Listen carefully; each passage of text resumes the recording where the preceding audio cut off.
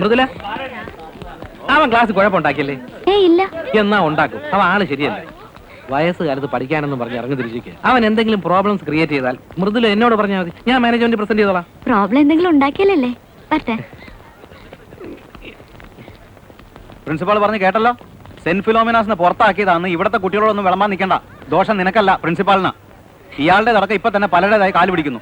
പിന്നെ ഒരു കാര്യം, ഇവിടെ നിനക്ക് ശരിയാവില്ല എന്നുണ്ടെങ്കിൽ തിരിച്ചങ്ങ് പൊയ്ക്കോളണം നിന്റെ അച്ഛന്റെ അമ്മയുടെ അടുത്തേക്ക്. അല്ലാതെ എന്നെ ഇനിയിട്ട് ബുദ്ധിമുട്ടിക്കരുത്.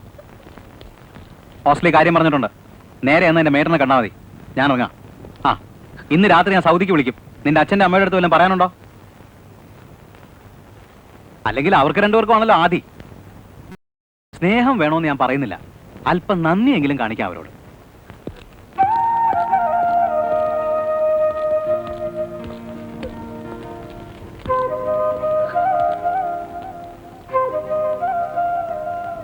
ആ കണ്ണീര് തുടച്ചു കളയും. ഈ മുഖത്തിനത് ചേരില്ല.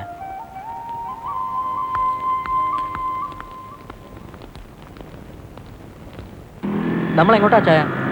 ഒന്ന് അടങ്ങടാവേ, എത്തുമ്പോ അറിയാലോ.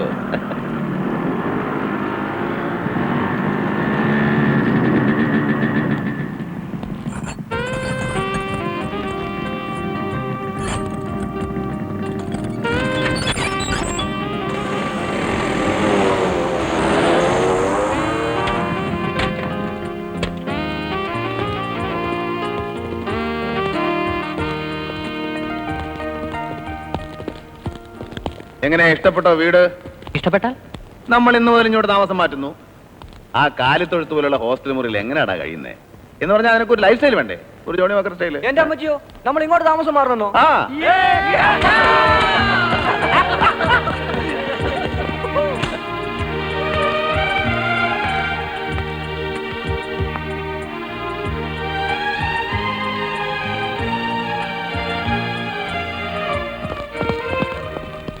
അതുകൊണ്ട് അടുത്ത വീട്ടിൽ ചില കളറൊക്കെ കാണുന്നുണ്ട്.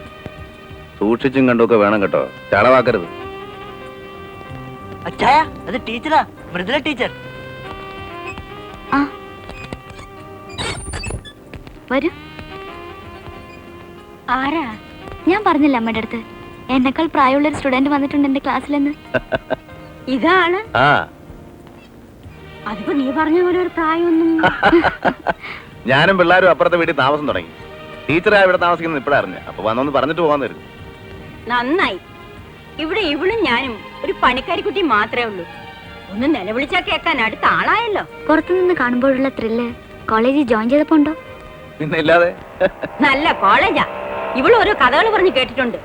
ഇതുപോലെ പോക്കിരി പിള്ളേര് പഠിക്കാനല്ല ഒറ്റയാളൊന്നും വരുന്നത്. നമസ്കാരം. നമസ്കാരം. താനെന്താ ഇവിടെ? ജോണി അപ്പുറത്തെ വീട്ടിൽ താമസം തുടങ്ങി. ഞാൻ ട്രൈ ചെയ്തപ്പോ ആ വീട് വാടകയ്ക്ക് കൊടുക്കുന്നില്ലെന്നാണല്ലോ പറഞ്ഞത്. വാടകയ്ക്കല്ല, ഞാനത് വിലയ്ക്ക് വാങ്ങിച്ചു. ഞാനങ്ങ് ചെല്ലട്ടെ, പിള്ളേര് ബഹളം. ഇത് അന്തസ്സുള്ളവർ താമസിക്കുന്ന ഏരിയ. ഒച്ചയും ബഹളൊന്നും ഉണ്ടാക്കാതെ കഴിയാൻ പറയണം. തൊട്ടടുത്ത വീട്ടിൽ എസ് ഐ പുട്ടണേ എന്ന് കരുതി മനുഷ്യന് മുണ്ടാട്ടല്ലാണ്ടിരിക്കാൻ പറ്റുമോ? കുട്ടികളുടെ ഒച്ചയും ബഹളവും കേൾക്കുന്ന ഒരു രസമല്ലേ? ഞാനങ്ങ് പോയേക്കോ. അതെ, തന്റെ ഷൈനിങ് ഇത്തിരി കൂടുന്നുണ്ട്. തന്റെ വേഷം കെട്ടലൊക്കെ കൈ വെച്ചാൽ മതി. ഞാൻ എന്തുദ്ദേശിച്ചാ പറഞ്ഞെന്ന് മനസ്സിലായല്ലോ. പണിക്കരേ, ക്യാമ്പസിനകത്ത് ഞാൻ ഡീസന്റാ എന്ന് വെച്ച് പുറത്തങ്ങനെയല്ല. തറയെന്ന് വെച്ചാ പൂലോക തറയാ.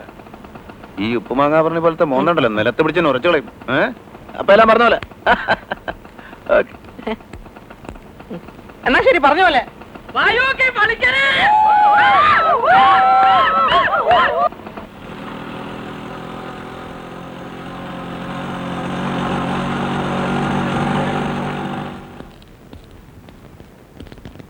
ചാന്ദിനിയെ എനിക്കൊന്ന് കാണണം.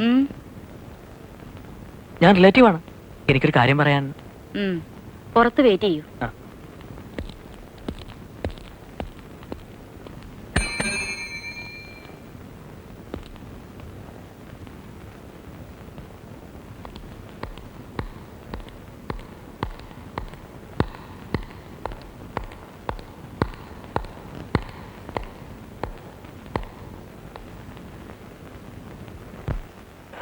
ബോബി, കാണണമെന്ന് തോന്നി, പിന്നെ സംസാരിക്കണമെന്നും.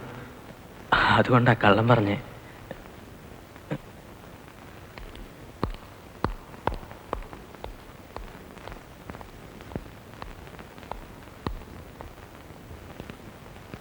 എനിക്ക് റിലേറ്റീവ്സ് ഇല്ല, ഫ്രണ്ട്സും. ഇതുപോലെ ആരെങ്കിലും വന്നാൽ ദയവേ തന്നെ വിളിക്കരുത്.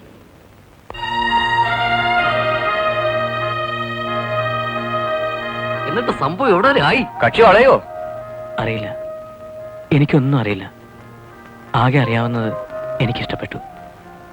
എനിക്ക് ആ മുഖം മറക്കാൻ കഴിയില്ല.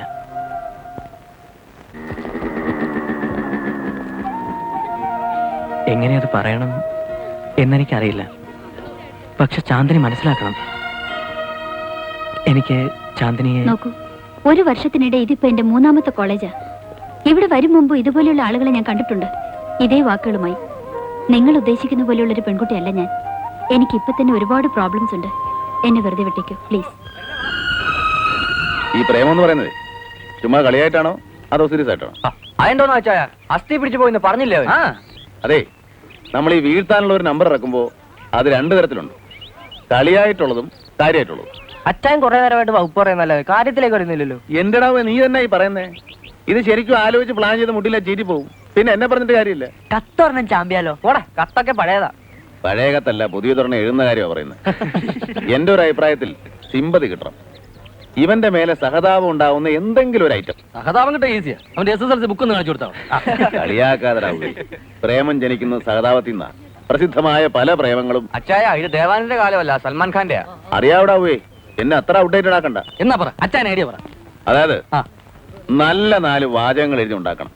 മാരക വാക്കുകളായിരിക്കണം. എന്നിട്ട് നാളെ രാവിലെ കാണുമ്പോ മുഖത്ത് നോക്കി ഒരൊറ്റ വീശ്. ഐഡിയ കൊള്ളാം, പക്ഷെ ആള് പോകും. എന്നതാ എടാ, നമുക്ക് പരിഹാരം ഉണ്ടാക്കാവുന്നേ. അച്ഛനല്ലേ മോനെ പറയുന്നേ?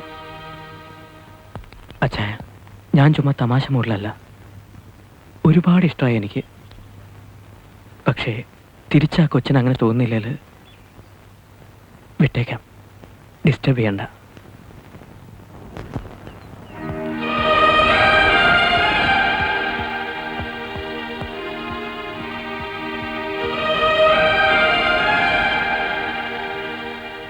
അച്ഛായ, സമയം എങ്ങനെ പോവാ? നീ തന്നെയാടാ പോയി പറയുന്നേ. ഇതൊക്കെ നടക്കണ്ടേ? ആക്രങ്ങള സംഗതി ഏറ്റിരിക്കുന്ന. അല്ല, എനിക്കെന്നാ ഇതിന് എക്സ്പീരിയൻസ് ഇരിക്കുന്നു. ആലോചിച്ചിട്ട് പുല്ലും തലേ കയറുന്നുമില്ല. ടീച്ചറെ, അച്ഛായോ വലിയല്ലേ? അല്ല ടീച്ചറെ, ഒരു കാര്യം ചോദിച്ചോട്ടെ. ടീച്ചറെ, ഒരു ചിന്ന ഡൗട്ട്. അതായത് പെമ്പിളുടെ സൈക്കോളജി അതെങ്ങനെ? അവർക്ക് നമ്മളോട് ഇഷ്ടം തോന്നിയെങ്കിൽ ഞാൻ തുറന്നങ്ങ് സമ്മതിക്കും.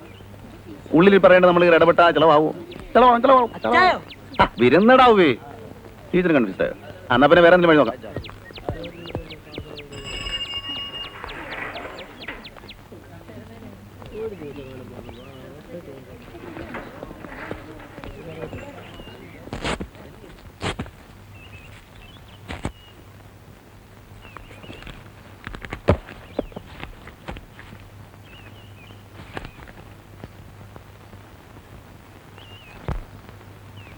dim